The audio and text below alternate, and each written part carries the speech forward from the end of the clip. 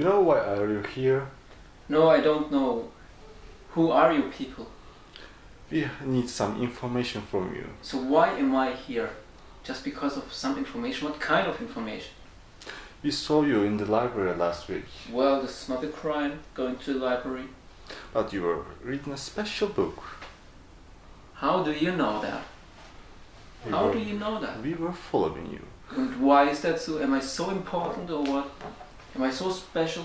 No, the information in this book is special. We saw you that you were reading that book. What you are going to... Pragmatics, George, you. Well, my professor, Mr. Schwab, told me to read this book. And yeah, I read the book. I read this book and I was reading about, what was it? Discourse and Culture. Because Mr. Schwab was telling me to do that. And what's wrong with that? Discourse and Culture. We need you to explain us what is discourse.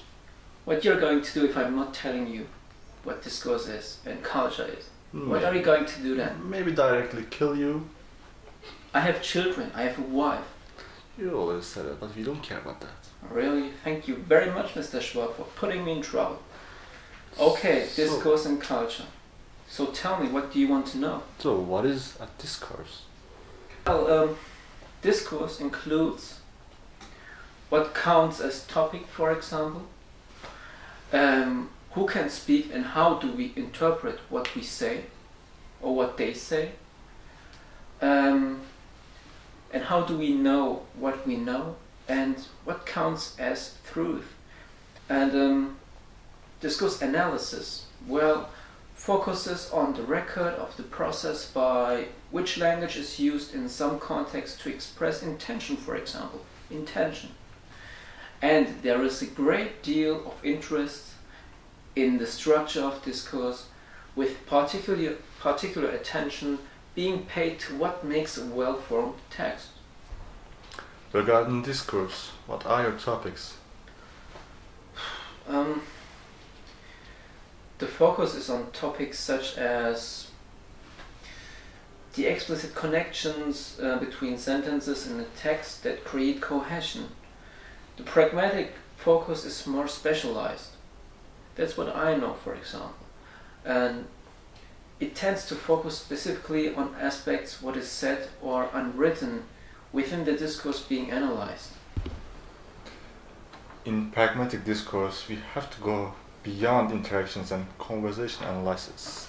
Look behind the forms and structure present in the text and pay much more attention to psychological concepts such as background knowledge, beliefs and expectations.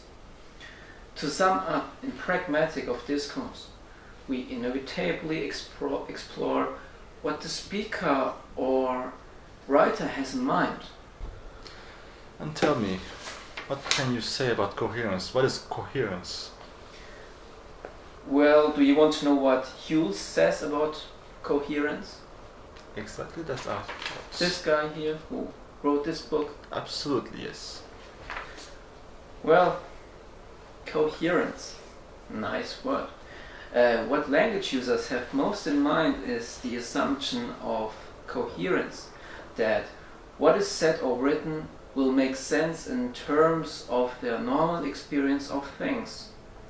That normal experience will be locally interpreted by each individual and hence will be tied to the familiar and expected.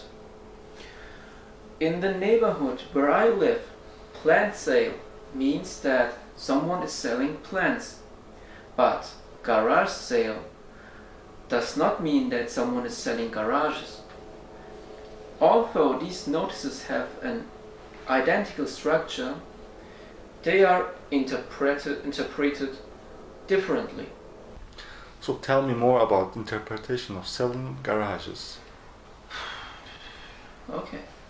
The interpretation of selling garages, that someone is selling household items from their garage, is one that requires some familiarity with suburban life. The emphasis of familiarity and knowledge as the basis of coherence is necessary because of evidence that we tend to make instant interpretations of familiar material and tend not to see possible alternatives. For example, the question, how many animals of each type did Moses take on the ark, is easily answered by many people, and you know that. So a schema is a pre-existing knowledge in memory. Isn't that true? Well, a schema is a pre-existing knowledge structure in memory. Yes, that's true.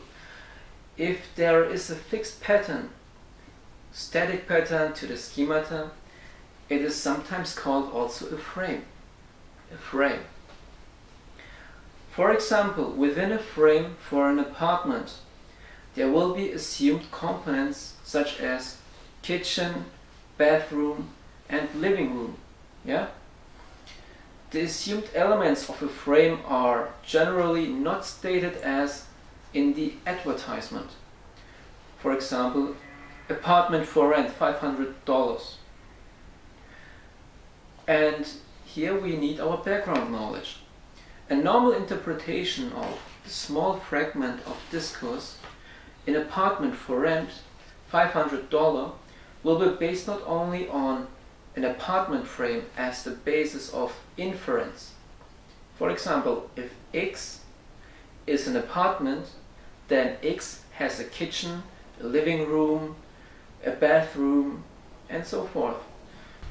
Well, we've heard that when more dynamic types of schemata are considered, they are more often described as scripts. What do you say about that? Well, a script is a pre-existing knowledge structure involving event sequences. We use scripts to build interpretations of accounts of what happened.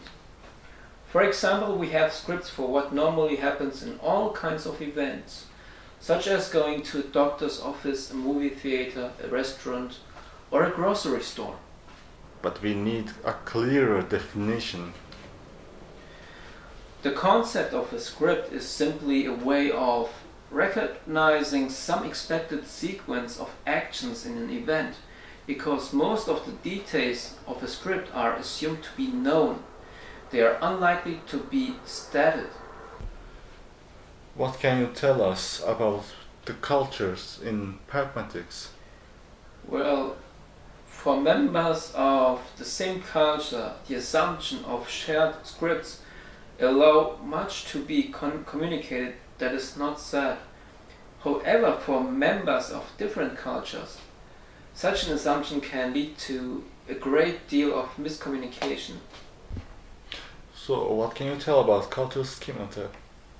Well, everyone has had experience of surprise when some assumed component of an event is unexpectedly missing.